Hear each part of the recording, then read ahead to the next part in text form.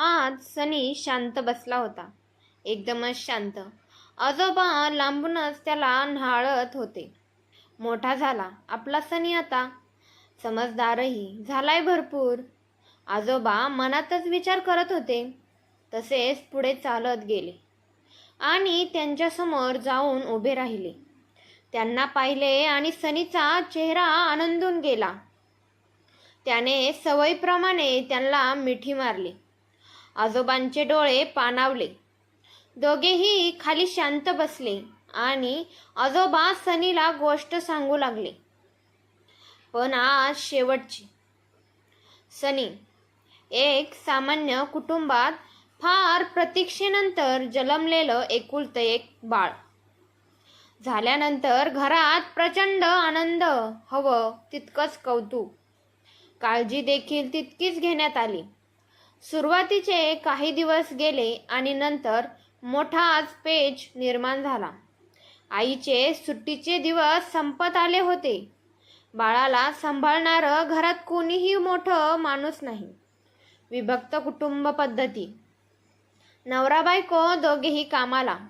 शहरात राहायचं म्हणजे खर्च अमाप. त्यात आता बाळाचाही खर्च. नोकरी सोडणे तर परवडणारे नाही. पण बाळाला सांभाळणार कोण? कोणाला कामावर ठेवून घ्यावे तर कितपत विश्वास ठेवावा आणि पुन्हा पैशाचाही प्रश्न.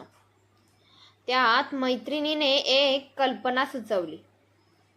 शहरात नवीनच सुरू झालेल्या 7 या केंद्राची माहिती तिने दिली.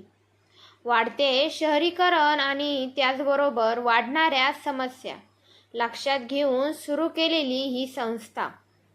लहान मुलांना सांभाळणारं कोणीतरी आणि दिवसभर घरात एकटेच बसणाऱ्या वृद्धांना सोबत करणारं कोणीतरी.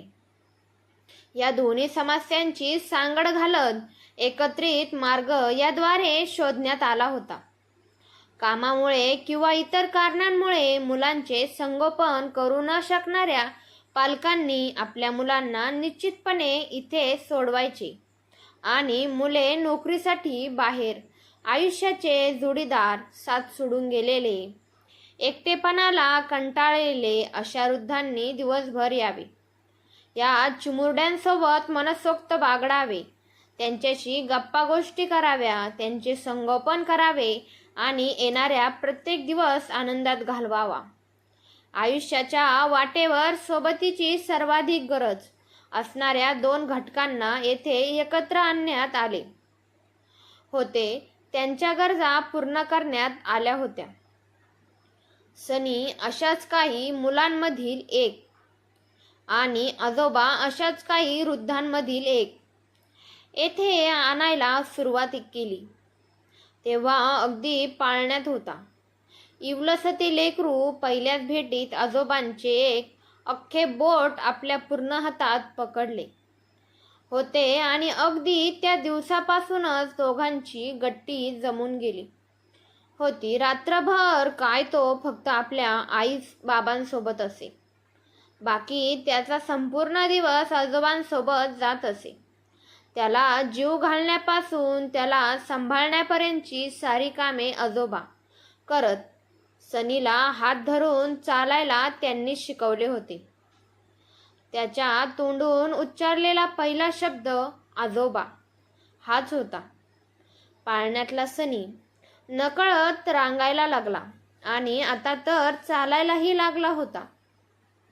दिवसभर खेळणे, गप्पा मारणे, राजा राणीच्या आणि परीकथा ऐकवणे यात वेळ केव्हा निघून जाई कळतच नसे. सनीच्या निमित्ताने आजोबांना त्याचे सुरुवातीचे दिवस आठवून गेले. मुले लहानाची मोठी केली. त्या प्रत्येक पायरीवर त्यांच्यासोबत असणाऱ्या आठवणींना पुन्हा एकदा उजाळा मिळत असे. त्यांच्याबरोबर त्यांचा दिवस कसा निघून जात असे याचाही थांग लागत नसे. आयुष्यातल्या एकटेपणाचा पूर्ण विसर त्यांना पडला होता. पुन्हा एकदा एक नवा उत्साह जागृत झाला होता. रात्री घरी आल्यावर पुन्हा उद्याचा दिवस कधी येतो याची वाट पाहत सनीसाठी काय काय करणार हे ठरवतच झोपी जात. तो त्यांच्या आयुष्याचा एक भाग बनला होता. दोघांनाही एकमेकांची प्रचंड सवय झाली होती. दोघेही एकमेकांच्या सानिध्यात अत्यंत खुश राहत. या सर्व दिवस कसे झरझर निघून गेले कळलेच नाही. सनी आता मोठा झाला होता. शाळेत घालण्याची वेळ आली होती. आता मात्र त्याला आजोबांची साथ सोडावी लागणार होती.